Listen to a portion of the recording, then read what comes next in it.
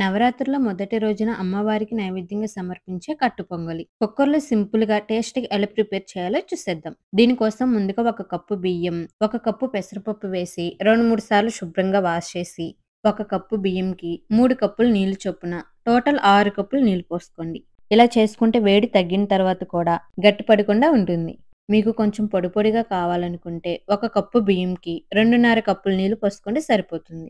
ఇప్పుడు ఇందులో రుచికి తగినంత ఉప్పు, ఒక స్పూన్ నెయ్యి, పావు టీ స్పూన్ పసుపు వేసి మూత పెట్టి 3 విజిల్స్ వచ్చేంత వరకు ఉడికించుకోండి. ఆవిరి పోయాక ఒకసారి గరిటెతో కలుపుకొని పక్కన పెట్టుకోండి. పాన్‌లో పావు కప్పు దాకా నెయ్యి వేసి వేడి చేయండి. ఈ కట్టు పొంగల్లోకి ఎంత నెయ్యి వేసుకుంటే అంత రుచిగా ఉంటుంది. నెయ్యి కరిగిన తర్వాత 3 ఎండుమిరపకాయలు, హాఫ్ టీ స్పూన్ ఆవాలు, 1 టీ స్పూన్ జీలకర్ర, పావు కప్పు జీడిపప్పు పలుకులు, 5, 6 పచ్చిమిర్చి చిలుకలు, కచ్చా పచ్చాగా దంచుకున్న ఒక స్పూన్ మిరియాలు వేసి దోరగా ఫ్రై చేయండి. ఇవి కాస్త వేగిన తర్వాత 1 టీ స్పూన్ అల్లం తరుగు, కొద్దిగా కరివేపాకు, కొంచెం ఇంగువ వేసి ఒకసారి కలుపుకొని ఉడికించుకున్న పొంగల్లోకి వేసి అంతా కలిసేలా కలుపుకోండి.